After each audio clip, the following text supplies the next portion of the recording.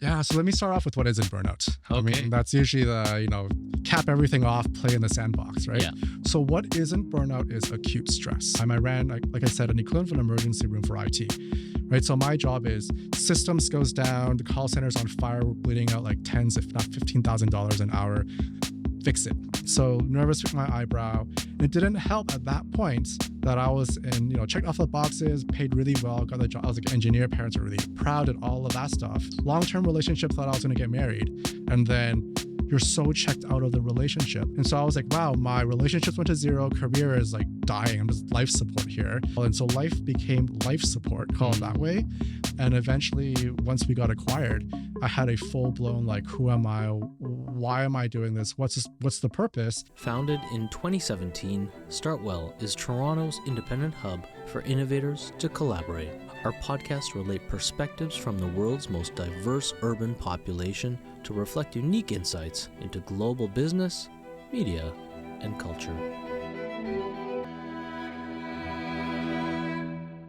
You've seen StartWell in action. You've been at one of our stage events, and now you're in studio with us to talk about yourself and the work that you do, which is so relevant to, I think, our whole audience. Okay, so the big topic is burnout. Yeah. The question is, let's just start with some definitions. What is burnout? Yeah, so let me start off with what isn't burnout. I Okay. mean, that's usually cap everything off, play in the sandbox, right? Yeah. So what isn't burnout is acute stress. So a lot of people hear the word stress, and right now, it's not a bad thing. People are overusing or overstretching the word burnout because the opposite is stigma, right? And so we've been dealing with stigma in the workplace with mental health in general, but with burnout specifically not being known. And so really in 2018, when Gallup's this huge organization that does polls on what I call the grandparents of workplace engagement. So anybody listening has ever done an engagement survey, chances are the folks at Gallup had, their fingers in the pie meta-wise or industry-wise in that space. Right. And what's unique in the workplace is the indicators of burnout tie very closely with engagement, the opposite of that. And so what isn't burnout is acute stress, because some people will raise their hands in the air and go, I'm so burnt out and I'm going to quit, or I'm going to fill in the blank, and creates a little bit of a nightmare for managers or even themselves. Like, what does that even mean? And so the pandemic hit, became really hot buzzword. All of the thought leaders in the space, Jen Fisher, now ex-Deloitte, but she was a chief well-being officer there, did a lot of work. Ariana Huffington, lots of work on the space of burnout and really pushing that into the mainstream. We begin to confuse the differences between what is acute stress, not a bad thing. When I go into the gym, I stress myself physically and arguably even mentally and emotionally if I'm, really trying to push for gains, right? Compared with chronic stress, right? And so the formal definition, World Health Organization style, is they call it mismanaged chronic workplace stress. Now, I'm going to debunk that a little bit, not because, they're not awesome. I think the World Health Organization brings the best of the best in terms of leaders. But what really I see, not just in my practice, and two, myself having gone through it, is one, when it comes to stress, chronic stress isn't something you manage or mismanage, right? You either reduce it or you eliminate it. In my opinion, if you're managing chronic stress, that is a recipe for suffering. Like, why would we want to do that individually as leaders, as founders, as entrepreneurs, as managers or executives, and do it to ourselves? And so what the World Health Organization deems it as is it's a workplace phenomenon. The key word to underline and circle, it is not a medical condition. Right. And so it gives a lot of leeway for workplaces and responsibility for workplaces to really begin addressing that. And secondly, what I see in my practice as well is because chronic stress are patterns. There are patterns, and it can happen outside of work as well. And so, in my world, I'm board certified in the space of neuro-linguistic programming. My background is also in a modality called mental emotion release and clinical hypnosis. So specifically, that means mind-body work. Right. All my work is psychosomatic. It's not talk therapy, but it's not somatic. Do stretches and stuff as well. It's how do we connect both together, specifically through the nervous system. And so I've redefined that because as an ex-engineer, I started off my career as an engineer. As what kind of engineer? Computer engineer. Okay. Right? So working in IT and running sort of a crisis center, is I look at chronic stress patterns like looking at debugging code. right? And so when I see code that isn't aligned, and debugging that using a lot of mind, body, and psychology practices, cognitive behavioral therapy, a lot of different linguistic or cognitive linguistic type of interventions to pull out those patterns. Then specifically in my space, I use NLP to rewire. And so we can get to a lot of change very quickly with our work through the nervous system, because from a stress perspective, we feel stress in our nervous system. And if we keep it trapped in our head, in our minds, sometimes, and what we hear today specifically is it seems people are like, we talk the theory about it. Right. We talk, what is your relationship with your, mother or father or whatever it is. And even though it's true or not true, right? It's like, so how do I actually fix it? How do I address it without getting into the I'm broken type of mentality, right? Of course, right. And so especially in the founders world where everything is go, go, go, we have a culture of hustle. How do we intervene very quickly, and how do we design an experience around that so that it doesn't feel like quote unquote therapy, and it feels like an experience? Like in my world, I like to treat it like going to watch a 3-hour movie, or going to Cirque du Soleil, or doing one of those things, and coming out like, instead of, oh, that's a great movie, to coming out, oh, my anxiety is gone, or significantly reduced, or along those lines. Yeah, like these pattern interrupts are really important to kind of like enabling new pathways to be utilized and expanding your whole spectrum of your brain, right? Yeah, absolutely. Yeah, it's fascinating. I think what's very interesting to me is taking this kind of systems approach, because it's two things the way I'm hearing it. It's you're looking at systems of behavior and how to reprogram them with patients, with people, with clients. There we go. But at the same time, it's the hidden systems. Often cases, it's these assumed systems of behavior, right? Most people don't have the reflexiveness, I would think. It's a very difficult thing. It's not a critique to say this, of being able to assess what their habituation really is in life, and how it entraps them into thought patterns, into response patterns, as opposed to proaction and all these things.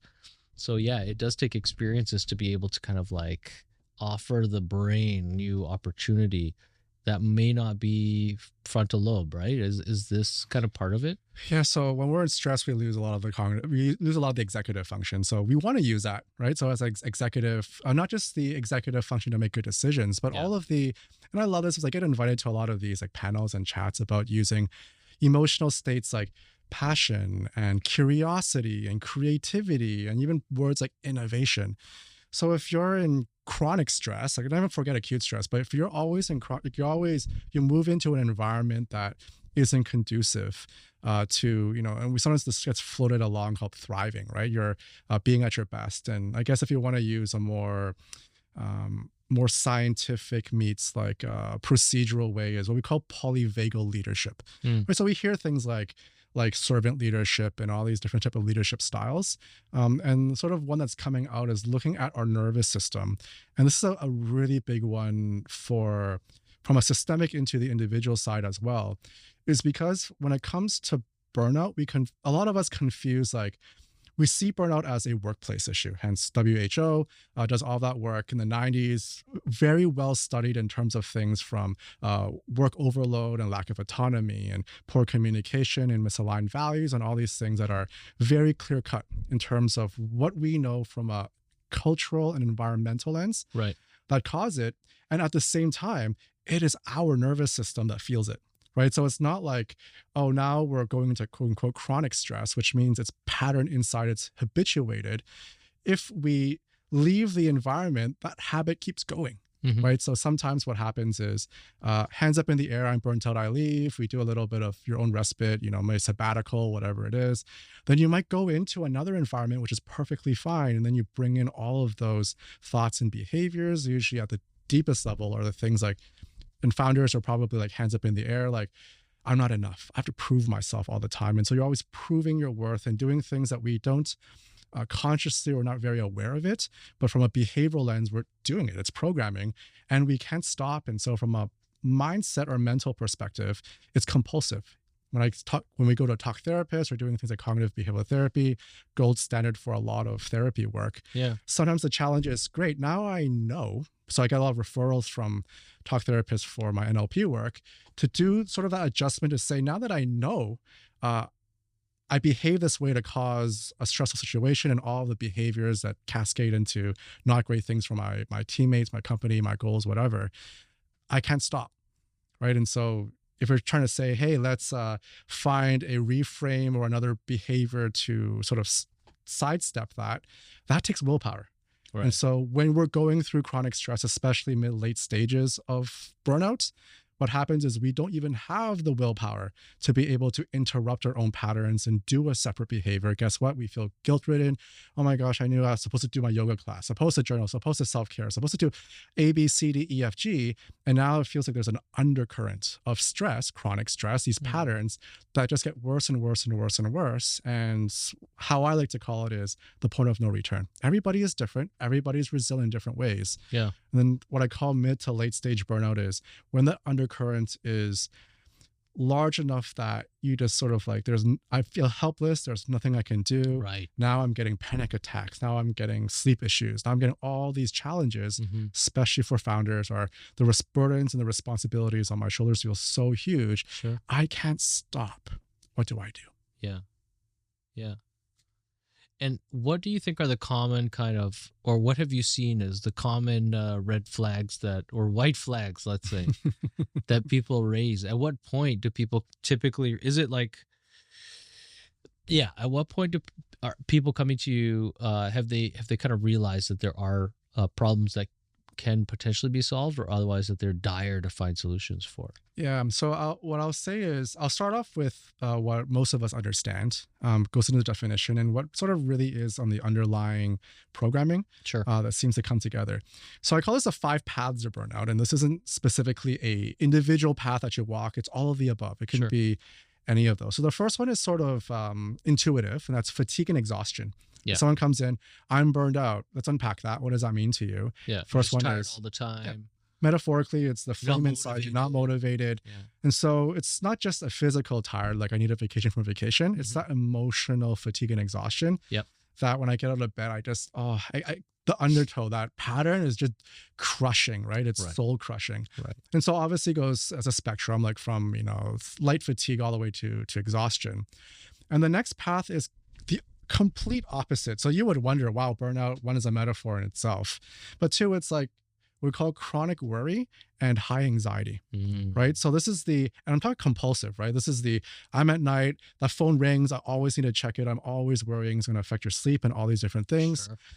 Little challenging, right? And so you fall into a mode of what we call hypervigilance, or you're always fight or flight. And so from a nervous system standpoint, you're just survival mode. Yeah, you're reactive, you're in survival mode. How can you executive function? Come on, be creative and curious and all those things. You can sort of like brute force your way through your mind, but your nervous system's like, like you can fake it, but you're going to feel pain. Yeah. Right. So that's a big challenge that we see, especially, and just more demographics. I call it out for a lot of, this sort of sandwich generation, millennial generation, which they're the managers. They have to now deal with this up and coming Gen Z, which is like completely different working style. Baby boomers are retiring. Gen Xers are like, they've been there for a while, but now they're in the executive positions. Now you're in like junior executive, senior management positions. And I have to take care of what? My children, perhaps, my dog, perhaps, my aging parents, perhaps. And from a systemic lens, we are in an amazing time, don't get me wrong, that we have a compression of our intergenerational gaps all compressed together into the complexities of not just life, but our workplace. Right. And so lots of anxiety in that space, right? Oh, especially without having the ability to architect your life and it coming together through external forces and people being in that reactive mind state. Yeah, it can feel immediately overwhelming, and that just compounds. And so firefighting and the buildings burning. And the third one is, fancy for depersonalization, but I call it like checking out, or sometimes you can use the words like cynicism, right? Like, now cynicism's an interesting one. This one's an HR nightmare too, because we hear these sort of stats where people don't quit their jobs, they quit their managers or bosses or whatever. So how I like to frame this for Quiet quitting, is that kind of part of this? how I like to frame this for the individual to experience it Yeah. is we kind of don't see it, right? It's like the way I like to frame it to make it relatable is how many of you know someone that's hypercritical, right? It could be a mom or a dad, it could be an in-law or a spouse or whatever it is, right? Just, rain on your parade, right? You go in, you're excited, you're like, yes, do this, especially for entrepreneurs who deal with tough things and you're in your peak emotional states. You come in and you want to be creative, and it's like, here are the 15 things that can go wrong, right? It's like you're walking into the CFO's room. I'm not saying CFOs can't be creative, but usually it's one of those, like, I'm just going to poke holes and be critical on things. Sure. Now, as the person that is external to that, how draining that is already. Now, for the individual, you can imagine all that self-talk that's going in their minds to basically, for one thing that goes right, there are 15 things that will go wrong, right? And so there is a lot of energy or processing that's going through that mind, and not framed in a positive way, that can be extremely exhausting, right? Yes. And we don't even know, Yes. right? And as an individual, we don't even know. And I call it like we see the world with so much, like we're so bruised up and beat up that we have this filter on the world. It's really difficult to progress and change and grow and all that growth mindset stuff, right? It's really hard to really engage in all of those behaviors and mindsets and beliefs, right? Because just our emotional state, all of the, I won't go as far as trauma, but definitely like unprocessed emotions and limiting beliefs really filter the way we see the world. Right. And it compounds. Right? Well, yeah, part of that is that if that coping mechanism is never challenged because it's protected. You're coping to cope. Then absolutely, if anything shatters that veneer, it could be something very thin. The veneer could be very thin for some people, very thick for others, or contextually different in different applications of how it gets shattered.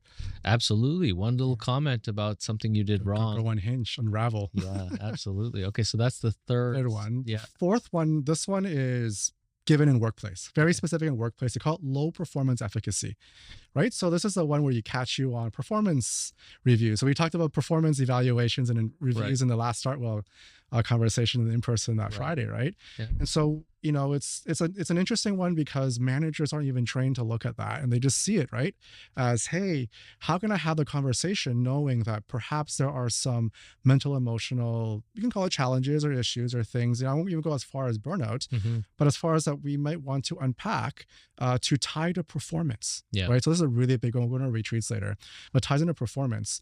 And so for a manager to be like, wow, you were once doing really well, and then something happened, right? And of course, we don't need a manager to become a therapist, but we do need them to know how to have a safe conversation around that. And secondly, for someone to be open around that, because when you're open, then you can find the support you need outside of, here's our EAP, good luck, right? So we just need a little bit more of in-depth training for that piece. But when it comes to low performance efficacy, let's talk about from the individual's level, right?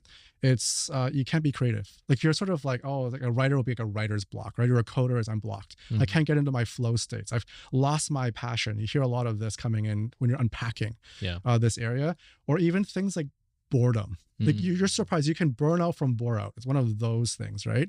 And so at the end of the day, we'll just categorize loosely as your performance when you're at your highest executive function and all of the peak performance emotional states, right? Passion, joy, curiosity, love, right? Compassion, empathy, all the things that we talk about, innovation, and all those things that require that. You're just like disengaged, right? Gallup says, what was our average engagement scores right now? I think 30 to 40% engaged. So we're like 60% disengaged, right? As a whole. So that's not good. That means like 60% of the world, and we see that in our studies and stats as well. That's a global stat, global workplace stat. So burnout right now, low would be 35 on a good day, average 75. Some functions like HR specifically up to 95%, right? Now it's like hovering 75% modern day. But it's one of those things until our hustle culture, that's not really going to change, and catalyzed by technology, is we need to change the way we think, behavior, our consciousness needs to shift. Yes. And so burnout is also an incredible gateway. It's a doorway to, really great concepts like work-life fulfillments, right? Beyond just balance. Like we want to be fulfilled. Of course. And in the place of fulfillment, how do we then utilize things like AI, utilize technology without losing our identity? And tapping into our creativity at its best to solve, in my opinion, important problems. Yeah. I'm not saying that we don't solve important problems today, but there are a lot of, and we know, especially in the tech world, where like, what are you like? We just want to make quick money fast, or do this. There's all these like really short-term thinking and short gains. Yeah. That culture also affects, right? Of course. And we learned the internet is you can do more with less, so then just do more. Right? With AI, do more with less and then do more. Our mental emotional well-being will go to zero. Yeah. Right? We just can't keep up with tech. Right? So that's a clear path as well for that piece. Was that 5 or are we at 6? We're at for the last path, and this one is my favorite path because I went through this path. Okay. And this one is sort of loss of identity, or sort of an existential sort of crisis, right? And so I remember back in the day, so a little bit about, and I'll unpack my burnout, because my burnout is different than many people's burnout, right? So just I'm gonna preface that out there, and sort of that disclaimer is burnout's not just some umbrella conversations. Everyone has a different version of that, right? Yeah. And so for me, because I was on standby, I was hyper vigilant all the time. I ran, like I said, an equivalent of an emergency room for IT, right? So my job is systems goes down, the call center's on fire, we're bleeding out like tens, if not $15,000 an hour. Fix it. Yeah. Right. This is one part of the business. And then you have like the networks down. I remember when I was at a company called Virgin Mobile Telecom. So when the Spice Girls came into town, super sexy, right? Marketing was like woo-ha. Spice Girls came into town. They came out of retirement, went to the Eden Center. Didn't realize that's back in the day with brick phones and SMS. Didn't realize that would just completely sink the network. Right. And when that network drops, well, guess what? All our systems are associated, our IVR, our telephone systems, our activation systems, our CRMs, everything goes to zero. Right. Right. So I remember that was like 18 sev ones and twos, all like, and then you got to peel the onion like you're managing like a crisis, right? One at a time, clear. You're doing like isolation on different systems, trying to get there. Oh, it's crazy. It's crazy. And especially because you're dealing with systems that weren't necessarily architected in concert, right? Yeah, for that volume. And so you can imagine I have to deal with high volume, like those issues that are what we call like big severity issues, all the way down to low severity, high volume. Right. And that's external. Like I can't send a text. I can't do this, all the way to internally. I have a new hire. I got to onboard someone. Oh, my mouse isn't working, and therefore I can no longer work, and they just give up and go for an extended coffee break. Right. And so then their boss goes, hey, I can't do that. You got to get their computer up and going. I'm like, dude, no, people can't text in Keswick right now. And you're telling me to fix this, accountant software so they can finish their month end or whatever. Yeah. Absolutely. Right. And so it's like then not just me, but bringing a team together to really resource it to be as fast as possible. That's what my metric for success was response time to restore service. Right. Of course. And so stressful. You do that long time, 24/7. Then we went like, let's hire people in China or whatever. Right. Then you're dealing with time zones and all these different things. Well, over time, guess what? I saw the doctor and he was like, Duncan, you're a little overweight. Right. And so in my mind, it's like, oh, is it a exercise thing, a diet thing? They're like, this is something different. Yeah. Right. So I gained 40 pounds. I went from a pant size 31 to like a 34. Wow. It's one of those things. What kind of period do you think? It just built up, maybe like a 5-6 year period, just kept building up. And back then there was no wellness back then. There was no there was not that type of EAP. Wellness was go to the bar and drink on Friday and vent it out. Take a break. Take a break, right? Chill out. So plastered myself, right? Hungover. So nervous, picked my entire right eyebrow off, literally, because I was nervous. I didn't know how to release my inner anxiety and anger, to be honest. The resentment from a full-fledged male body. It's like I was just suppressing the anger. Like, why, as an engineer, why are there so many upstream problems that they're putting into production, right? That I eventually had to become a gatekeeper. It's one of those things. We create a whole service transition team to gatekeep all of those projects coming through. Right. So nervous with my eyebrow. And it didn't help at that point that I was checked off the boxes, paid really well, got the job. I was like an engineer. Parents were really proud and all of that stuff. Yes. Long-term relationship, thought I was going to get married. And then you're so checked out of the relationship. Yeah. How do you engage? Right. And the other person feels isolated. And left me. And so I was like, wow, my relationships went to zero. Career is like dying. I'm just life support here. Family sort of life support as well. And so life became life support, call it that way. And eventually, once we got acquired, I had a full blown like, who am I? Why am I doing this? What's the purpose? And I see all of my mentors, vice presidents, so forth. I was like, so I got to work like 15, 20, 30, 40 years to get here. And I'm already soulless right now. There must be something better. And all of my mentors were like, Duncan, you're a little young to have what seems to look like a midlife crisis where you leave your, I was like 26, 7. What? Right? Millennial quarter life crisis where my seniors were leave their wives, buy a Porsche and cheat on their wives with a younger woman type, just using a male example, right? Sure. Yeah. So for them, they're like, you're a little too young for this. And I'm like, something's off. And then fast forward today, Gen Z are experiencing this in their teens. Right. So they're in their teens. Okay, let's just say this again. Wow. This is crazy. So let's say 20 years ago, 30 years ago was affecting people in their 40s and 50s? 40s. No, mid-50s. Mid-50s. Yeah, 50s, mid-50s, yeah. Couple decades later is in their early 30s, maybe. Early 30s. And still today, people still go through quarter life crises. Yeah. Right. And now it's happening at even younger, especially forget the great resignation challenges in the workplace. In, say, a country like China, national country, they have what's called the let's rot movement, lay flat movement. They're entire, and we see all the depopulation, the systemic challenges, right? With chronic stress and just the helplessness of there's no hope, even apathy from a Canadian lens. We're seeing all this huge disparity between I can't even afford a home anymore. Right. Our salaries aren't tied to that anymore. And so what are the motivations? What's the point? Yeah. Like, what's the point? And I think where credit is due, Gen Z is incredibly smart. And so when they see all of that, it's not like me when I said, I'm looking at my vice presidents who are 20 years my senior, man, I got to wait 20 years for this. Gen Z are like, I'm looking at my parents and my managers right now. I don't even want to be like that. Right. And they're, they're a little different. They're on the running 3 different Discord here and TikTok here, and they're multitasking no tomorrow with a lot of fatigue there. But that aside, it's like, wow, like I'm pretty helpless, and with AI coming pretty hot and fast, it's like, what does this really all mean, right? Sure. So this will all unpack into something very interesting in the next 3-4 years. Oh, definitely. Yeah. Let's come back to your story for a second. Yeah. So you're in this crisis moment where kind of like stress has brought you, luckily at the timing, it sounded like you had the ability to maybe step out of what was causing you all that stress, because money-wise, you were okay at that point, even though your life seemed to have crumbled around you. I went YOLO. So here's a few things that people like. YOLO? What does that mean? You only live once, right? You only live once. And so because I was an engineer, the biggest challenge for me, I was very left brain, didn't do all that emotional intelligence, I didn't do all that development at that time. I was a crisis manager. Everything's about executive function and critical decision making, right? On the spot. And so there was a really, I won't call it a movement, but definitely a philosophy.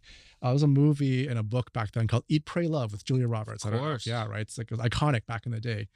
And so the millennials are really interesting, because millennials were about like, let's not chase material wealth, let's chase immaterial wealth. But at the end of the day, we didn't have an idea of like, whether it's material or immaterial. The key question today is, what is actually meaningful to us? What's fulfilling? Yeah. Didn't have that answer. And so we were still chasing novelty, but it was through the lens of experiences. And so you can imagine as an engineer, as a crisis manager, as someone that takes complex issues and distills that to get results, to bring stuff back up to normal. I was like, can I apply that type of thinking as an engineer and applied sciences, obviously, to something like, again, back then, burnout wasn't a thing. Like, you couldn't really Google burnout, right? Burnout back then, even though it was sort of coined in the mid 70s, was for like doctors and, frontline workers, those with today you'll call experience moral injury, right? The internet was just budding back then. Yeah. Like at that point, like Facebook was still a web page back then. Apple was still just came out with the iPhone type thing, right? BlackBerry was just dying. So it was a pretty early day in terms of how we're getting hammered today with our social media and our emails and comms and stuff, right? And so I was like, well, I don't want to eat, pray, love. Like, that's very unengineering for me. I don't want to just, climb the hilltops of Machu Picchu and hope for some transformation, right? How can I really, really figure this out? And so, California, obviously the heyday of tech back in the day, starts to really build out this whole movement called the human potential movement, right? So groups like the Esalen Institute and so forth, where they're looking at that's why I found Silicon Valley or California as a whole, now today we call them woke, right? Like they're a little bit extreme. Sure. But back then when they're not as woke, they were going through that consciousness shift of real questions which we're asking today, like fulfillment and how can we flourish as human beings? How can we those really deep questions? But let's bring in the science, right? And so what the West Coast did in the US specifically was integrating a lot of, I'll call like more Eastern philosophies and traditions and practices, but really giving a scientific view to it. So groups like, like Stanford and Heart Math Institute, and then we're doing a lot of incredible work in this space. And so I love that. So I said, well, this seems to be the solution that I'm looking for. So let me learn a lot of these different practices, all the way to your golden standards like cognitive behavioral therapy, all the way up to the real woo-woo stuff that it's like, I can't even share this with people, even though I see some incredible stuff, but there is no science to this. Pseudoscience to even something like NLP, for those who are familiar with someone like Tony Robbins, for example, was really big in NLP. But back then, NLP was known as pseudoscience. It was really funny in the days of early NLP.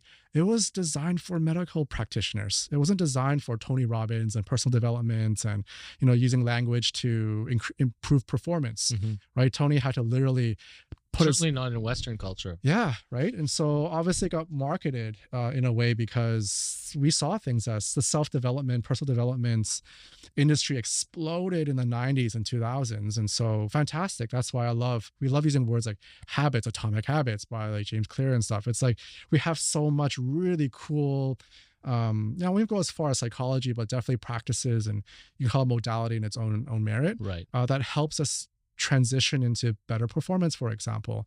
And so NLP at a master practitioner level really starts getting into therapy, like how do we address trauma? How do we, process phobias? How do we do all those different things? And you can imagine as an engineer of all the different modalities, everything from pure woo-woo to down to, man, you got to talk about your relationship with this and different theories. I'm like, how does that really work? Can we go under the hood? Yeah.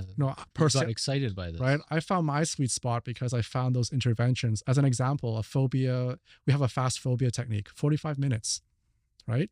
Whereas your traditional talk therapy is like, I'm just going to condition you until you're just okay with it. It's like, wow, that's painful. Yeah. Right. I'm just going to, you're having a panic attack. Let's just breathe into like, why don't we just process a trauma from our nervous system, similar to what we get with EMDR today, right? How do we process that? EMDR is like it's an eye movements process where they look at sort of repatterning your nervous system so that it using your eyes, your ocular nerves have a relationship with your nervous system. So when your nervous system gets triggered into a traumatic experience, and you just sort of, you just hallucinate, pretty much go into, and we do the same thing when we get into the flow, into the zone. That's like the positive side. When we move into a panic attack, that's the negative side, right? Eyes are moving everywhere. That's fear, right? And so you can use EMDR, for example, and I'm not a specialist in this space, I'll preface that, but from a sort of high level it sort of repatterns so your nervous system can associate to it anymore. I call it like scratching the record so that you can sort of, if old school record players or a CD player, when the laser goes into the track, it's like, well, it's wrecked. So I can't access the code or I can't access the data anymore. Yeah. So EMDR sort of does that. It scratches the record. NLP has other interventions that does something very similar as well. Okay. But then you have, like, my favorite one's MER, obviously, in the NLP sort of toolset. And really great because we look at how MER stands for? Mental emotional release. Okay. And so it was a really cool modality that was, I can almost think of it as a modern day biohack, but it looks at how the unconscious mind creates time for us, right? Because time is a human invention. For those who like are realizing, looking at their watch, like time is a measurable progression. Yeah, it's like, the 60 minutes in a day, 24, and then we have this random leap year, and then we have a random daylight savings hours. We right? decided that. Politicians are going to free us from it, So we know, like, babies, for example, they're timeless. When you follow like Eastern philosophies and traditions, like you're a timeless being, right? You live in the moment and so forth. And we know that as well at the unconscious level, the way we have relationships with time is the same thing. And you can call it a modern day biohack. We can utilize those relationships to almost reframe. We hear this all the time when time heals all wounds, for example. That was kind of psychology, right? Mm. And so we're just using that phenomena, and there's different interventions in that space to shift time for you so that you can release and process emotions very quickly, right? Yeah. Anger, sadness, fear, hurt, guilt, all these in cognitive psychology, all these major stacked sort of set of emotions. And by the way, any emotions, which are labels to internal feelings that we have, that we may not even have labels for. Right. And so when I'm doing this work with people who don't even speak English sometimes, right? Or Gen Z, I love it. I'm like, if you were to define that feeling, they'll be like, I'm like, how do you spell that? Like UGHHHHH. Cool. Doesn't matter. That's your internal label. We'll use as a key, as a key to unlock sort of how that patterning is, and we'll disrupt that pattern and process that from the nervous system so that you take the chronic out of chronic stress. Right. And then, life moves forward. Yeah, so I think this is interesting. Looking at the last couple decades, as we've rapidly adopted technology across the world, in our everyday lives, introduced additional screens, right? And all of this like digital prompting is constantly reinforcing the expectation to, let's say, perform in lines with patterns and also not like break the pattern. There's been a few things that I've noticed, right? Mm-hmm. So let's call it, it's not even the last couple decades. So a larger context of maybe the last, let's say, 30, 40 years in Western society, you've seen this massive move towards secularization without any particular systemic kind of adoption of what that means for people's lives. So it's not quite a conscious choice to be like less religious, let's just say. But religion has been associated with dogma, and then you've had, as you talk about it in the the movements out of California and this kind of like, let's call it self-consciousness movement that's primed by people like Osho and all of these kind of like Eastern practitioners that set up shop, the Shambhala Foundation and their publications that set up shop in the West and in the US and kind of had a hand in spreading knowledge from Eastern philosophy, and then bits and pieces adopted in business practice methodologies of Tim Robbins. Is that his name? Tony Robbins. 31 flavors.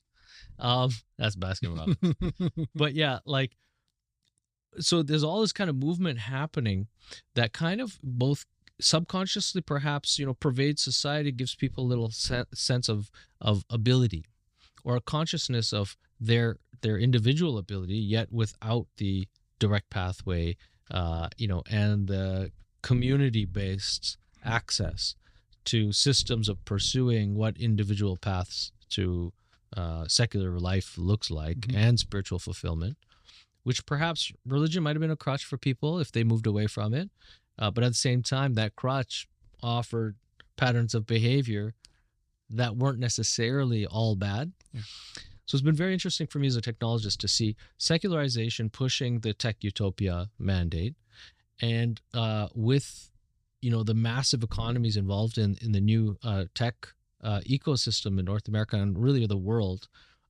It's interesting to have seen in the last couple of decades that you've got this massive consumer public buying into the bigger, better, faster, more, cheaper mindset as consumers, which itself carries a lot of responsibility. Just let's just say it, participating in the consumption economy is in itself a responsibility, because people are earning to spend. And if they can't spend, then there's all this like moral questioning to do with that, right? It's not about poverty versus the opposite of poverty. It's literally like everyone is just poor enough to need to buy the next thing.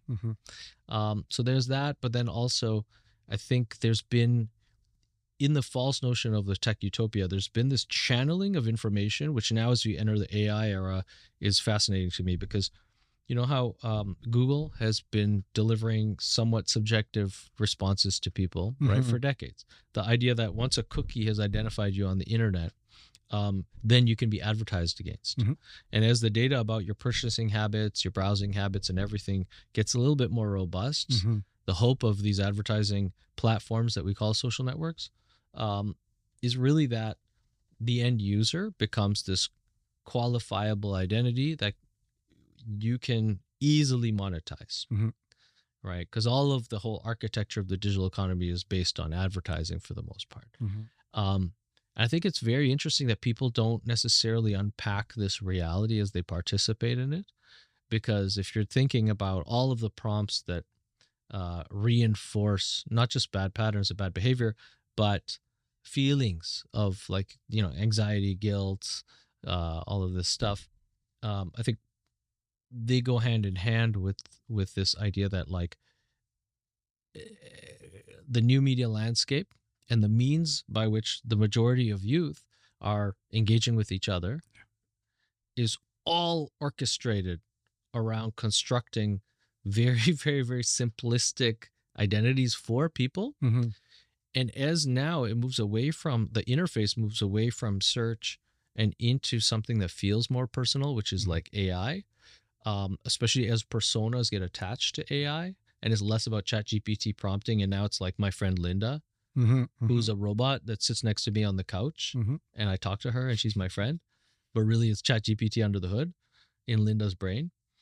The scary aspect of this is that I don't think advertising's like going away as a function. It's just going to change its format. Yeah. And so the end user is not going to necessarily even think about it, but now the space in people's minds and emotional lives that gets invaded by advertisers is going to become far more pervasive. However, perhaps there is hope as well. So I'm not like being totally dystopian, but I guess that the point is, there's a massive wave, I think, of kind of reconditioning that's happened in the last couple decades, and definitely in North America, that's been pushed by the means of advertising and the digital, identity, framed by the perhaps false notion of secularism. Yeah.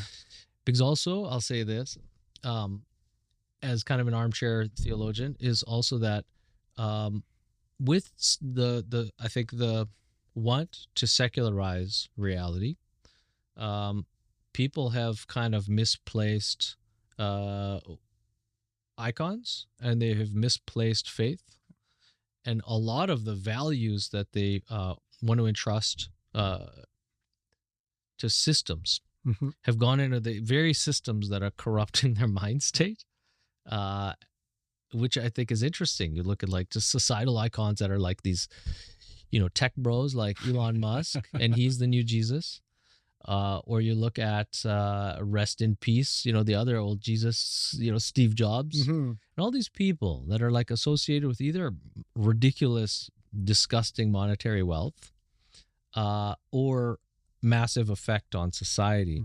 And how it's very interesting how just in the last few decades, since post-World War II, these people have become iconic, I should say, in society. And then what is the relationship people have with them as somehow standing for something that's desirable, attainable? Is that possible? The cult of personality. I mean, sort of riffing off that is interesting. And so the big takeaway, I think, if there's any viewers listening to this, big word, either empowerment or agency.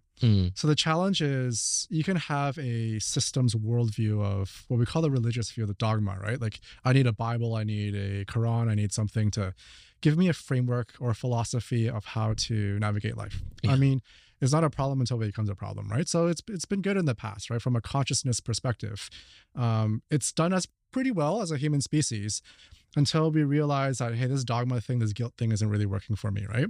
And so you can call it secularization. You can call it, we went into this collective movement of, and technology is an interesting one as well, is I want to be the captain of my own destiny, right? I don't want to work 20 years for a gold watch and retire. I don't want to have that. If I get a house, a car, if I have a thing and therefore equals to success and happiness. We realize it didn't work.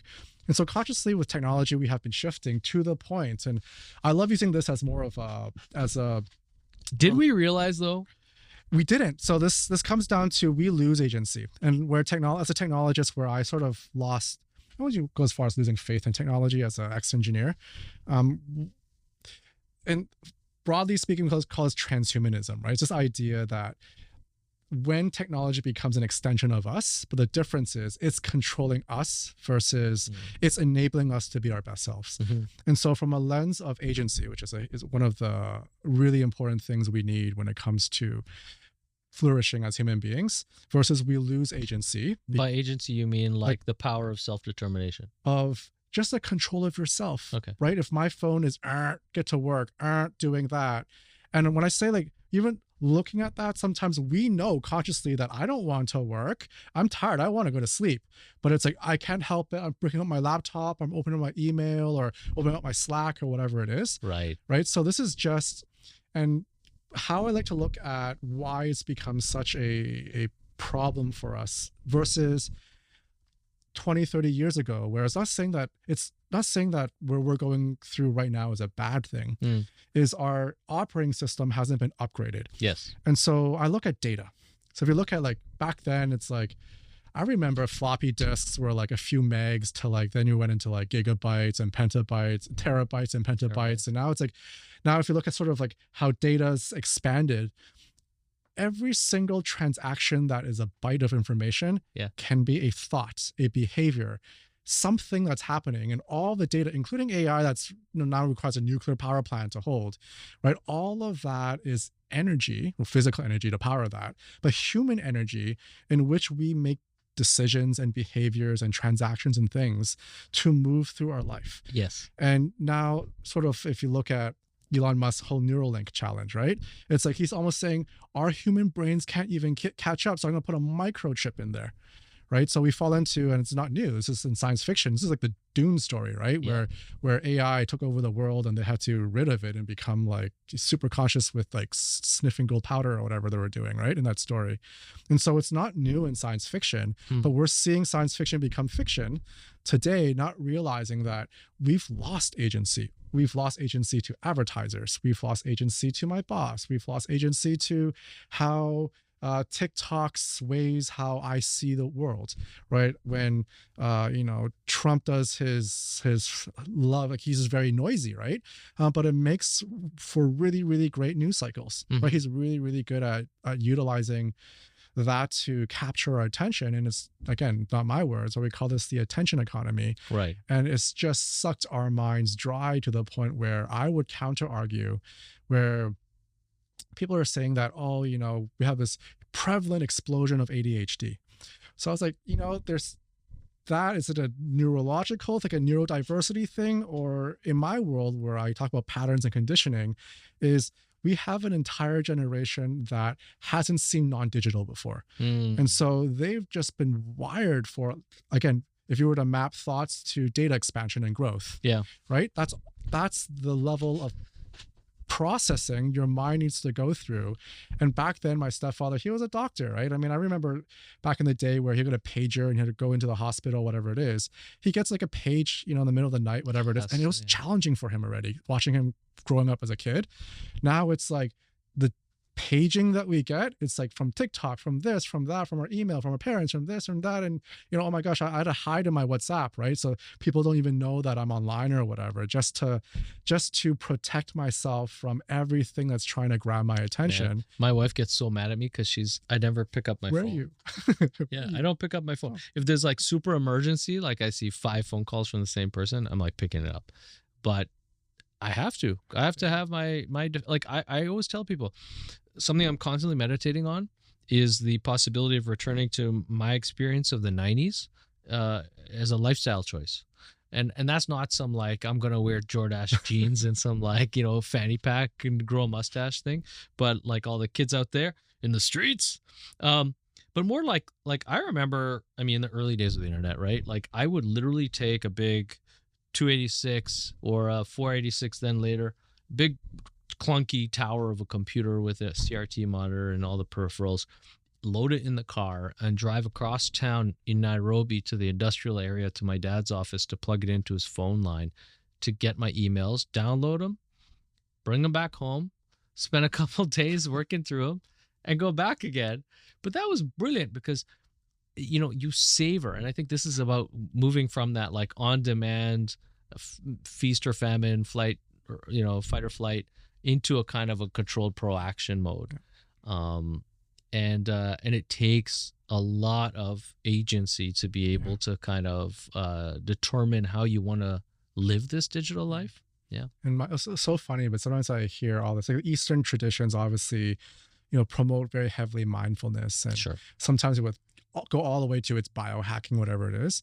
So you can almost imagine a practice that is still used today for a spiritual path of enlightenment and so forth, is now used as a coping mechanism for us just to get through our day-to-days, right? And so, you can use this in the whole biohacking field, where sometimes I look at the biohacking required. I'm like, that's so cool. From a science lens, like, that's really cool how you can do, Wim Hof breathing and all these things to really get into those flow states and blah, blah, blah, blah.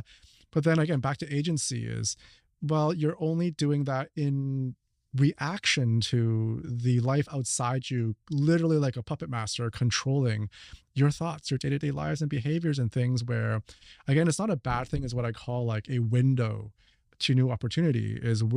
And that's why burnout has been such a interesting full circle story, because when I addressed my own burnout and did my own healing and all that great work, and found sort of myself working on really cool systems change projects, I didn't want to go full circle and go back. I didn't want to touch corporate and workplace culture with a 10-foot pole. But then I realized that, well, there is sort of a piece where I'm called back to it. And so, having gone through a lot of that mindfulness practice and finding who I am and all that purpose stuff, like really getting clear on meaning and fulfillment, came back to say, you know what, this is what I'm called to do. And so, getting on path. And what's really interesting, as someone had gone through burnout as almost like a door. Like, one of my favorite lines in the movie The Matrix, for those who say The Matrix is a documentary, is there's a scene where Morpheus, for those who have watched it, leads Neo, the one, at the door, and he goes, I can only show you the door, but you have to open the door and get through it. And so I went through that door and really, and Einstein says it's the best, is you can't solve a problem with the same consciousness that created it, type thing, right? And so, I went through full circle, that full hero's journey to heal in a different way, embody, integrate that wisdom, called integration in our world. And then you're able to see, like, or ask for things like fulfillment and what are the new patterns required, right? Again, NLP, very software-like, right? How can I install the apps, right, to get me to fulfillment, right? How do I uninstall the apps that, cause me to burn out or cause my system to hang, right? And so it was definitely, and on top of NLP and different other modalities with other experts in the space, but how do you, just really craft that together and experience that can help us as a human being regain that agency and really attach. And I love AI's coming down hot and fast, right?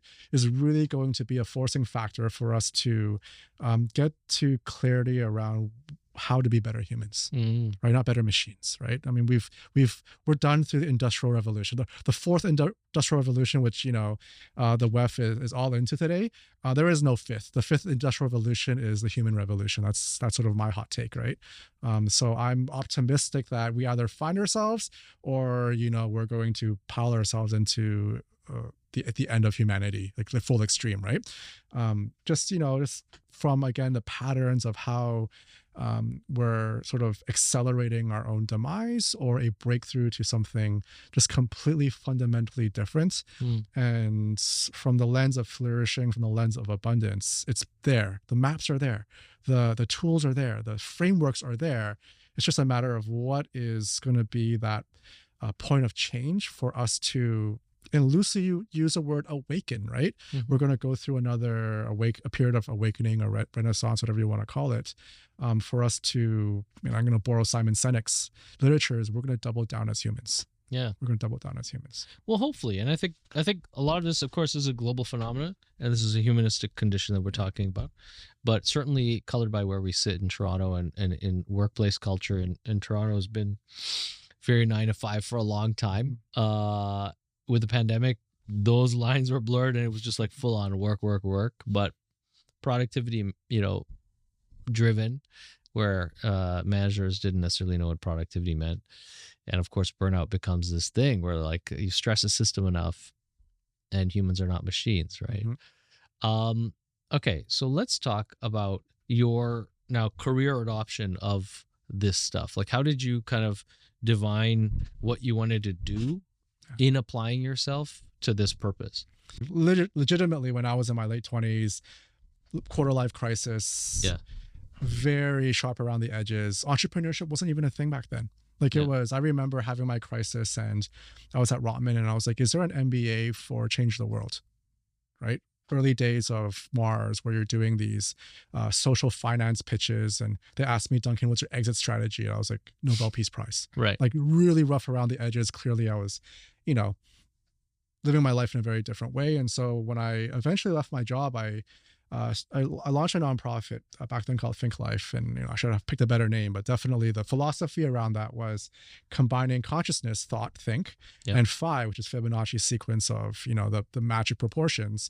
But there must be a philosophy of life combined with consciousness that we can use as a modern day philosophy. And so really that spoke for empowerment. And so I went out and decided to build a school of all things. And I was also very fortunate. I was working alongside a group called Engineers Without Borders, being an engineer myself. Yeah. And they did a lot of systems change. So back then they were all about systems change leadership was their whole thing. And empowering young African leaders across every country you can think of down there to really bring sort of the most modern practices to solve what we'll call wicked problems, right? Hence the whole design thinking, whole expansion in the 2000s, right? Yep. So love that stuff. Built a school, started here, and then moved it all the way to Ghana, of all places. Did it in Accra, and I was also very fortunate. There was a within the World Economic Forum that had something called a Global Shapers Program. Okay. And so that was really interesting because from a consciousness lens, you can think they're already like in the same thinking of what today we'll call like blockchain and all this, like everyone's interconnected and, hard to compute, but let's do networks. Everything's about like really interconnected networks. And so the Global Shapers Program was, how do we empower the youth? Again, back then, this is the social networking age, right? Yeah. And use social networks to empower change. And so really cool. Early days of NLP, I said, let's bring all these NLP type frameworks without force feeding what we'll call like a Western culture, and just using, again, like source code, like framework, like a system, and have them apply their own context.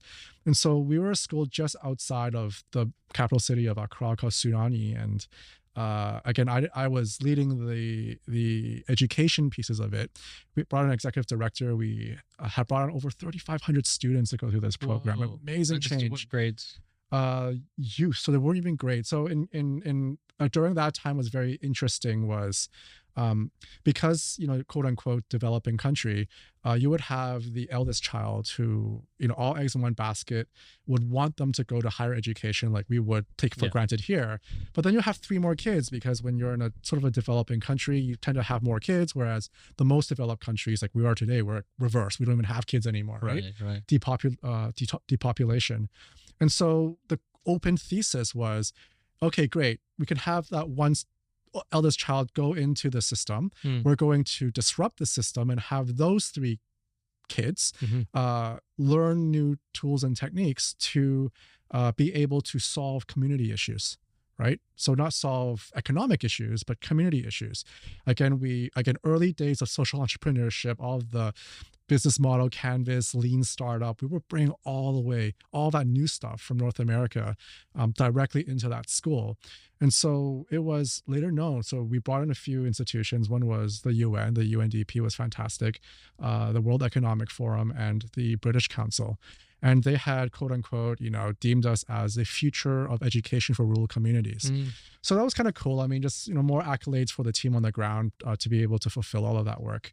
But what was very interesting was I had brought my executive director over to Davos to sort of share some of these learnings and what to do next. And this was just like, do we want to scale this? Like, this is a very community-driven type of approach. And but what year was it? This was 2016, 17, 18, around that time frame. Okay. So I was still sort of juggling that and then came back to say, well, let's scale this. So that was the question.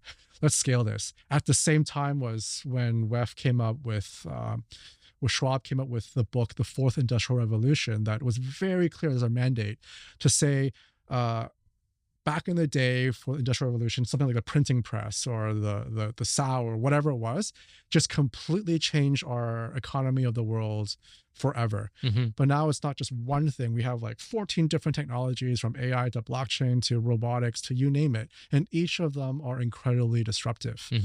And so I had an open question. I said, that's fantastic because, again, I come in from a lens of human flourishing, at the same time from the lens of I was once an engineer, right? And I know that from a technologist perspective, it is neutral to how we move our thinking and our consciousness, how we lead through that, and how we utilize the technology for what we want to create in this world. We want to create another like slot machine app, right? Or what, back then it was all about apps, right? Back in the day. And it was very clear to me to see sort of, again, how data was scaling, how the VC world was scaling, and how, people were, of all 10 companies, one would go like super giant, but leave the rest to die, right? Right, exactly. And I was like, well, now you have these crazy tech that will amplify that. So my open question was, what are we going to do about our mental, emotional well-being? And the answer was clear. We don't know, Duncan, but you seem very passionate with it. Why don't you give it a stab? Right. So, of course, armed with systemic change leadership as, a framework to move through navigating these wicked problems, I was like, well, the first thing I'm going to do is just talk to people who are close to this, to that mental, emotional health problem. And it didn't help. It just did not help. In 2018, a group called the Gallup Poll, who has been like paramount to engagement surveys that we still use to today, right, that tie directly engagement into EBITDA, right, for success of our businesses, to say, well, 2018, let's talk about burnout. Like full on, they could do anything they want, decide to full report down on burnout. And it was already low at that point where they were calling it the burnout epidemic, where burnout was hovering at 40%. Today's maybe like 70, 75%. It was 40%. Millennials were at 60%.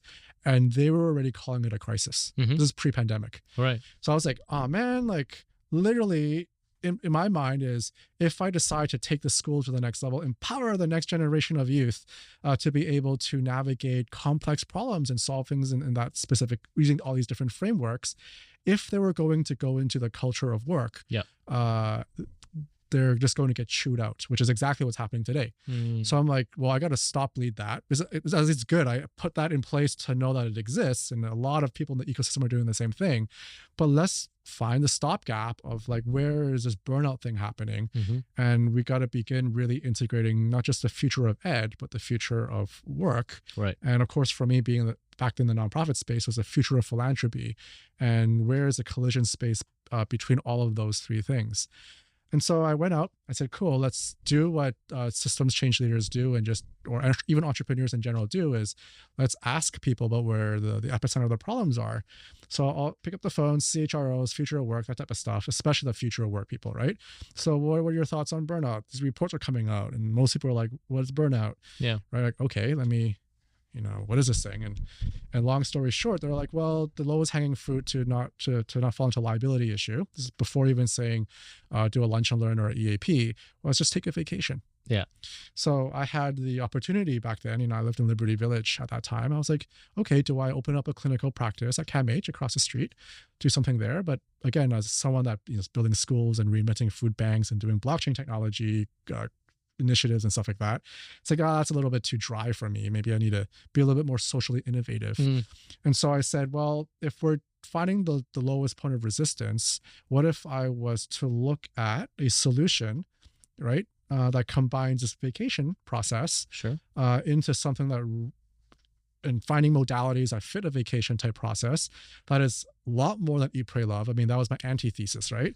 To come back to really have a full, what I would call today, a mental emotional detox, right? To clean all of that, to upgrade your software. Like full not just software and apps, but full operating system upgrade. How do we do that? All the way down to the point today, we actually measure not just our symptoms from pre and post going differently, is we measure values change. So your values going before interventions and our post-op values completely change. For those who are like, what are values? Especially in the workplace, like values are a thing. Is I'm not talking about some like, teamwork and innovation, really important. I'm talking about like what is important to us down to what arouses our neurology, what gives us fulfillment and meaning, what really engages us at a deepest level, and what hurts us at a deepest level when we violate our boundaries or violate our values, right? Call it moral injury in that space. And so we know from more of a practice that the only ways this kind of really happens naturally are things like near-death experiences, right? So we know this, right? You have a near-death experience and they're like, wow, that's a completely changed person, right? And we don't know why. They got pulled under an undertow, came back, or hit with a car and they were pronounced dead and came back. And suddenly they're like, I'm not going to be in that rat race anymore. And I'm just going to, and boom, they do these incredible things, right? We see that accidentally, by the way, for like transcendental meditation. That happens as well. For those real Machu Picchu coming of Christ moments, that happens accidentally as well. All the way to astronauts, by the way. Never know who they're the top of their game, go into space, come back, and they have a crisis. Right? But they're the top of their game. They're doctorates like no yin yang, like no tomorrow. They're athletes or everything just to do that. They come back and they see the world, everything's interconnected, and they realize that there must be more to life than what I do. And that sets them onto a path of something very different. And so with a modality and some like other things we do with NLP is we realize we can actually begin to create a protocol for that, and we can create that rapid change extremely quickly to the point where you have a new blueprint. Then you can make decisions from that blueprint and move on to what we might call your path or calling, or at least we solved enough of the patterning to be, I won't go as far as a science of fulfillment, but definitely bring in a lot of the framework to allow us to populate our own context. We've upgraded the operating system so that you can bring in your own apps, right? Install those to really flourish as a human being, whether that's an entrepreneur, right? Or whether that's a stay-at-home mom, or whether that's in a professional setting so you don't quit and become a yoga teacher, right? It's like, you can do these things to really channel your creativity at its which is flourishing. At the end of the day, it's flourishing. Yeah. We want you to be and thriving. We want to bring in a lot of science behind that. And, that's something that with the travel experience, it's budding, right? It's one of those where the entire hospitality industry, by the way. So I'll speak on groups like the Four Seasons. I'll speak on the groups as the Hilton groups and so forth, where they're looking at, generally for those who don't know, we'll give a real life example in Toronto. We're in Toronto right now. Someone would like put their entire life savings, mortgage their home just to have like a 1,500 square foot yoga studio, for example, or other shit, like a breathwork studio or something that we're seeing, like the Well that's across the street from us today. And then you have these big legacy hospitality groups that are, they're like $300 billion investment for these giant resorts. And on average, these spas are like 10, 15,000 square feet. Yeah, no, the business models are kind of like out of whack. I mean, because this is the thing is like, yeah, it's so early. I think, well, I don't know. This would be very interesting to kind of look at like business models of wellness in that kind of like hippie movement paralleled against the last few years, even though there's just a recent uptake post-pandemic in interest and in the questions of monetization of wellness now. There's got to be some very interesting lessons. But 100% in hospitality, I think there's an over-index. There's a couple of things, even from my angle, that I'll notice from the StartWell experience, right? Where we're taking values for community and cultural evolution within corporate teams, changing again with experiences. And again, those experiences can be very short term. They don't need to be like a month of reprogramming in the office. It could be literally a half day where everyone just lets their guard down, exhales, and feels comfortable together, right? So we do that every day, and there's all these like social cues and stuff to do with how the space is reprogramming people's apprehensions and expectations of an experience. Little things like we have like nature soundtracks in certain places, right? Or how we manage temperature control or lighting choices and all this stuff. But through that lens, as an operator of physical real estate that's urban and corporate focused, it's very interesting to me if you look at the business model of hospitality in the hotel sector, and you look at how still wellness programming is a SKU or set of SKUs outside of the stay, right? At the core of it, we got beds. The operator of a hotel says, we have beds. That's our primary business. We can stack services on top of that, but typically we don't do that.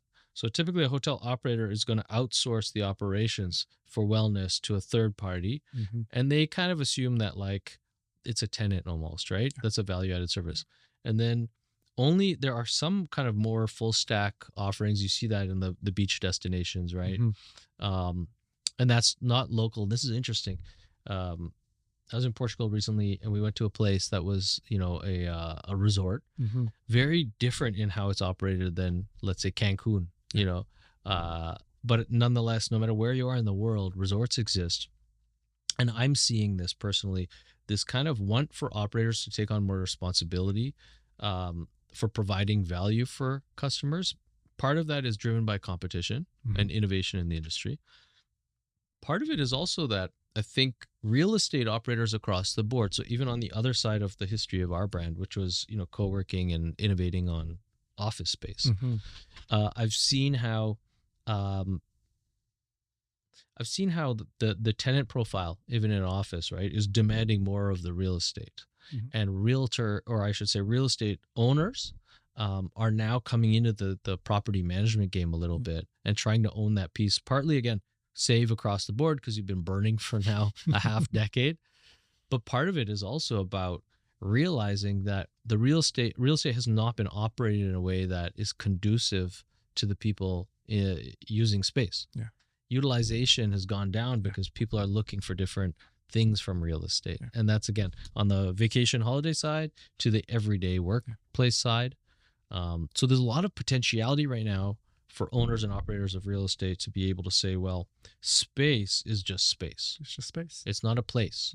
And what is a place? And this is a lot of my personal background is in assessing this through the lens of placemaking, right? The methodology created by the Project for Public Spaces and the Kent family and all those guys in New York, who I worked with decades ago for a short period of time. But placemaking is a fascinating concept. The idea that you could take physical space and you can redesign it through a methodology of figuring out why that space can provide value for people, who those people are, what they want from the space, and moreover, what the potential of their benefit is if you redesign it properly. So 100%, I think, this idea of hotels moving further into being centers of wellness, right, and experience centers for wellness, take this kind of where did this all start, by the way? Culturally, do you know the history of the kind of the summer vacation or winter vacation? It's this aristocratic movement from the 1400s, no? 1400s Europe, aristocracy around Europe. We're talking mainly Western Europe, but also some families from the East. They would have various centers across Europe that they would travel through on a routine. And through the whole summer, for example, families would pick up with all their belongings and staff and servants and family, and they would go from city to city for different important cultural dates. And I believe that this was something that then kind of trickled down into the middle class as, North America was formed, just like dogs. Well, vacations are relatively new if you think about it. It's within our lifetime, meaning I think vacations was 60s or 70s. I forgot. Don't quote me on that. But the idea of vacations at a mandatory level at work is a relatively new invention. Oh, I see what you mean. Yeah, the 2 weeks off is part of your contract. Yeah. It's a relatively new concept. And that was the whole suburb city design back in the day, right? Today it's, again, we got to reinvent. Are we doing 4-hour work week? What are we doing, right? We all clearly know unlimited vacation policies don't work. However you look at that from an HR professional's perspective. But you know what's really interesting, and I can state that Global Wellness Institute has done amazing work at looking at the growth of wellness travel and tourism. And and I got this firsthand, literally, especially for a group like the Four Seasons, where they talk to other groups where they say hospitals want to be more like resorts, and resorts want to be more like clinics. And so what is extremely fascinating, and even in my world, which call it a pioneer or call it one of the early adopters building this, is how can we create the software, the programming on top of the hardware and move beyond just facials and massages and your typical yoga class, right? Like, how do we start looking at, in my case, we're picking non-medical conditions. So we're seeing things like burnout, we're seeing things like perimenopause, longevity, metabolic health, even fitness, right? And how can a lot of these resorts bring in experts? And what makes me a little bit unique is because I come from the engineering background, is not just do I lead from a one-on-one practice that I carry, but from a systems perspective of how can we put in the software inside to make it work. And so, it is still an early, almost call it a test, right? Because my day-to-day challenge, as you can call it, a social entrepreneur or an entrepreneur, I'm a founder in this space, is there are ecosystems that have to be redone. Yes. Right. I have an ecosystem of travel agents which have been displaced by the internet and Expedia and all these different things that literally can't make a full wage unless you're like hyper personalized luxury travel. Right. To finally move into health, which has better margins and everything, right? So that they can be part of the interdisciplinary support team, right? So they're not just selling cruises and Disney excursions or whatever it is. They can actually begin to be that front door double down on being human, right? Of holding that space and showing this entirely new vertical of travel that you don't have to just heal at a clinic or it's not a timeout. Yeah. It's actually a journey of discovery, personal discovery, inward discovery, and an adventure that you can find so much benefit from. So, okay, so this is very interesting that you've chosen vacations as kind of like the pathway to providing care, and you run vacations. But you're also, it sounds like, so tell me a little bit about that, like what you actually do for people that come to you to go on these vacations. And then the side thing is building, it sounds like, programming for spas, space operators. So they combine together. And so my thesis in the beginning, so from more of a product market fit lens, was I was looking at like, and being Canadian as well, I love going to Cirque du Soleil. Blue Ocean Strategy. Back in the day, they wrote the book on that, right? And so the idea that they had to innovate out of your, animals and elephants and stuff and move into a complete experience. I love Cirque du Soleil. It's things I grew up on and I go every year, right? Right. And so I was like, well, well-being can sort of be like that as well. And so because, especially when it comes to mental health, sometimes it could be a little bit of a stigma.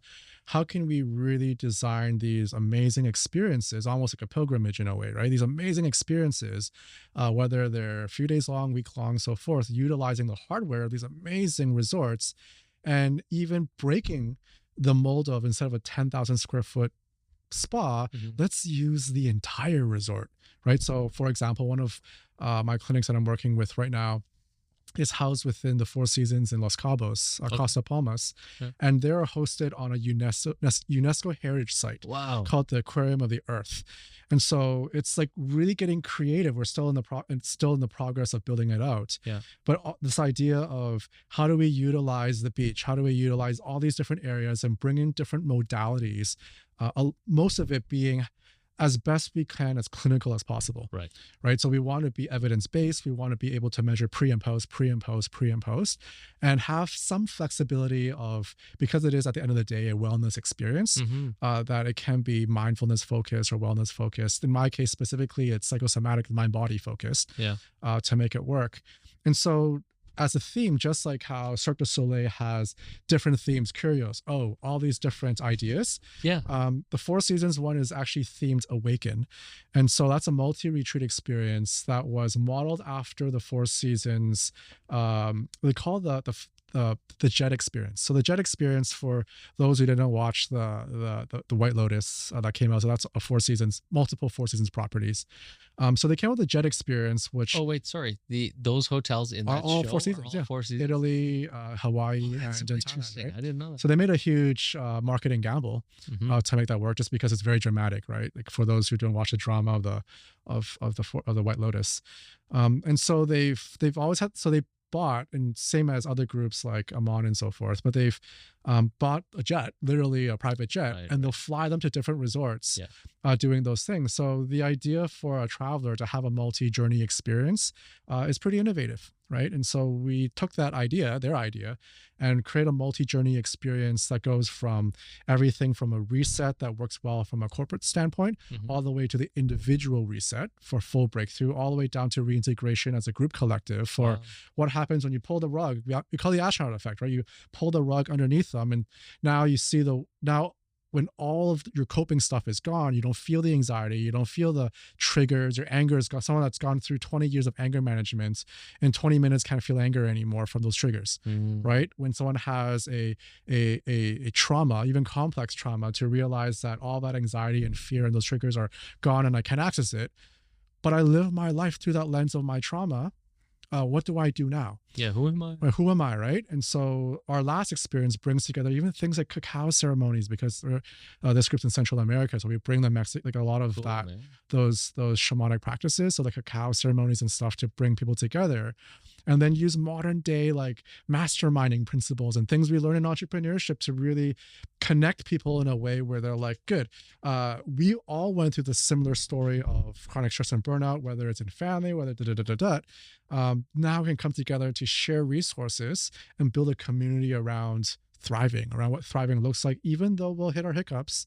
But we have a modern day 12-step program, right? Model that after like Alcoholics Anonymous and those 12-step programs is, let's take what works there and let's model that as a community design, right? So that's called Awaken, because we're going through an awakening process. Now, also because we service most of the West Coast, Silicon Valley, California, and Silicon Beach. In Puerto Vallarta, we have one called Transcend, shorter, only work with individuals or pairs, accountability buddies for a week-long experience. But it's a group, so it's like Non-group. So that one's one-on-one, one-on-one. one-on-two, So whatever. for me, for an example, I'll share with you a case story, right? So I had an entrepreneur, literally tech founder, got quote unquote hacked and canceled on YouTube, blah, blah, blah, had full paranoia with tech. Like, as a tech founder, full paranoia with tech. I had to like put things on his cameras as he felt that he was being spied on and he's gonna get hacked or whatever. Yeah. It's gonna suck, right? And so we spent 3 sessions, clear all of that paranoia, clear all those triggers out so that he can raise $3 million for his startup. He raised $3 million for his seed in 6 months or whatever, right? For those folks that, managed a $200 million government contracts and had a tornado roll over her house, partner left her before seeing me wrapped around a tree full, literally completely disengaged, disassociated, just like life has no more flavor, Right. to going through this work to be like, oh my gosh, I can look at the sunset again and there is life, and just rejigging her entire full life. Yeah. But these are more entrepreneurial and high achiever type examples, all the way down to examples like, I'm going through this hiring thing, I'm getting spent, I want to go for a retreat, to realize how to tap into work-life fulfillment. And for example, in this case, as a single mom, knowing then how to make the right congruent decisions without the guilt, without the inner conflicts, so that I can spend time with my daughter and at the same time be able to find and create that role, that job that I want, and not feel like I'm begging for a job, I'm begging for money, and all that stress that comes with scarcity, right? Sure. So when your nervous system is regulated, like just tuned in and tapped on and regulated, the way you go through life as an entrepreneur, the way you run your business, as a change agent, the way you create systemic change in the world outside reliving your traumas every day, Yes. is completely different. Yeah. Right. And so Transcend is an example of something for that. And my latest one that I'm building right now in Toronto is the first urban experience. Oh. So literally right before I came here, I was down at Arcadia Earth to look at what that may even look like. So that's completely prototype phase right now. And so we're looking at considering groups like One Hotels and so forth to say, can we build in a 3-day group experience because it's urban? Granted, I love going to the beach and sun because there's a lot of positive effects on just getting into a fixed parasympathetic mode when you're just seeing the unlimited horizon. So like, how can we utilize the city, and the theme for this one called Revocare in Latin means to return home to, because urban life means home, right? To return to. So really is to return to the self. That's the theme. And so I model, like I love modeling. So I model the Cirque du Soleil experiences of each one has a specific theme, and then building different approaches and practices most as best I can evidence-based and as best I can with protocol. As an engineer, has to plan, do, check, act, right? Has to work that way, so that when we measure other symptoms coming in and out, that there is a change. Yeah. And or if there is just full-blown like NLP style where we just rewire to make it work. I do that as well. Yeah. Okay, you're saying we a lot. These sound like a lot of moving parts to put these things together. So what does your team composure and like the business look like? Yeah, so I'm all partnership models. So I follow like a very Uber-esque type thing, just because one of my core. So you'll build out a team per project kind of thing. I would work with, say, resorts will have their teams. Okay. Right. So every resort will have their team, or they all have their teams, and on the medium long term, it's sort of a licensable model from a business lens, but from a design lens where we are right now, just because we're dealing with a lot of ecosystem moving parts. So example as teams with plural isn't just travel agents. I'm a clinic, so I legally can't sell travel. Right. In Ontario, we're TICO certified. A lot of in Florida and California and New York, they're all regulated industries. Yeah. And so we have to partner, which I love it because I love partnering. That's sort of coalition building is all my thing back in the nonprofit days, right? Yeah. So it's massive coalition building. It's like, how do I coalition build with change agents who want to reinvent themselves from a travel advisory perspective?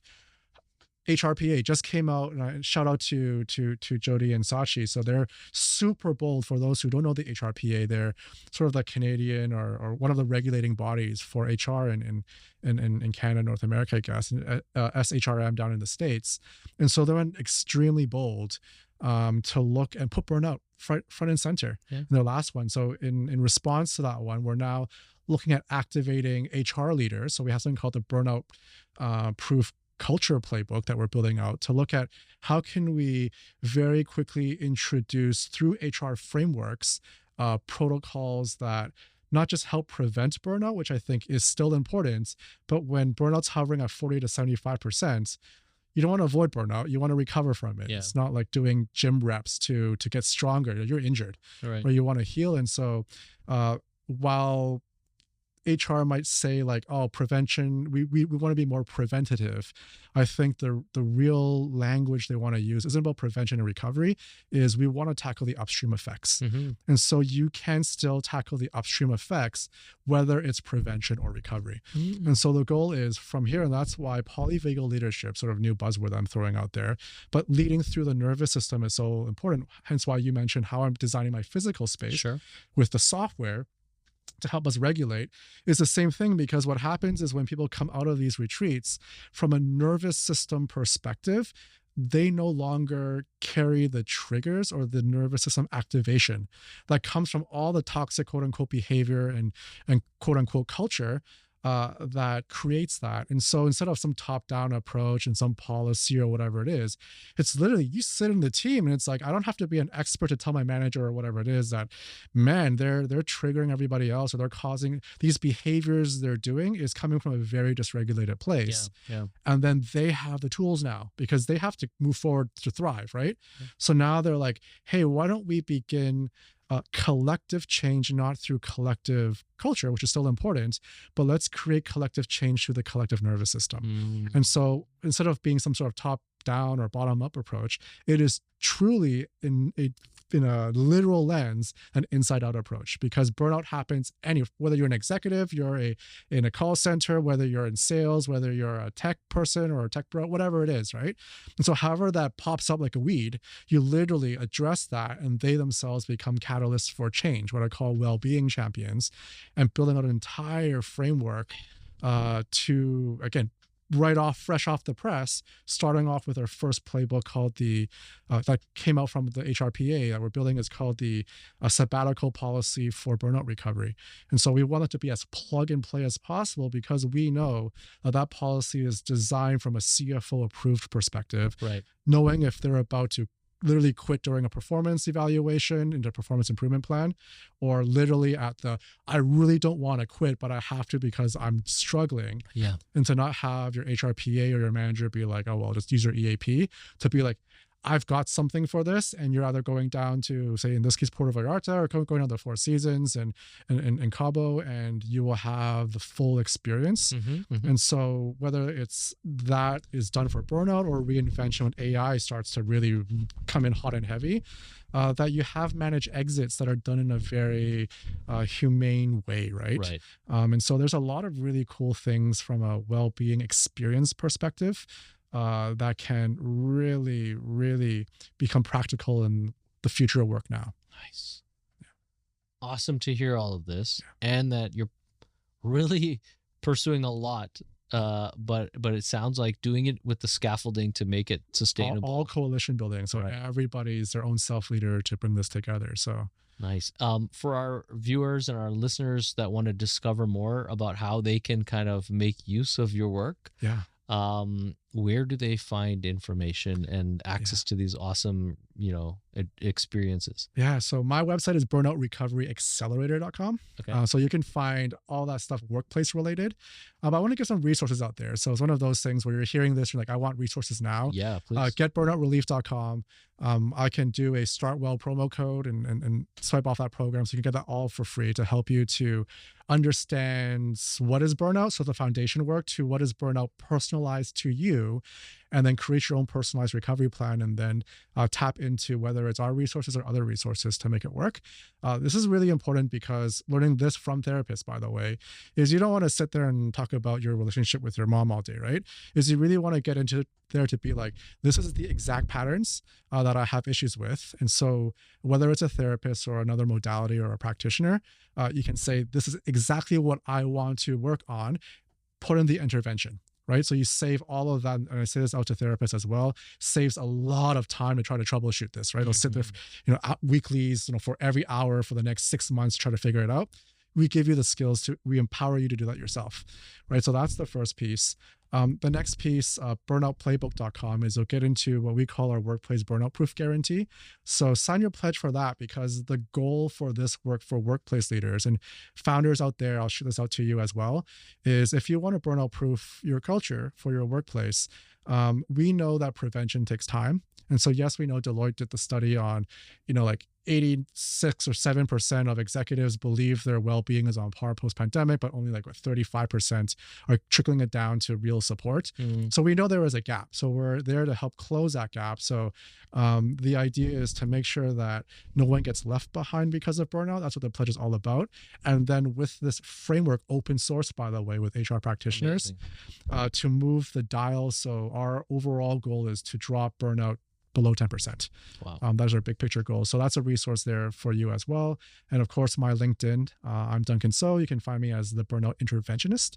And then you get connected to my whole host of different retreats that might support you on your journey as well. Awesome, Duncan. Yeah. It was wicked spending some time together, man. Yeah. Thank you. Thanks for coming in.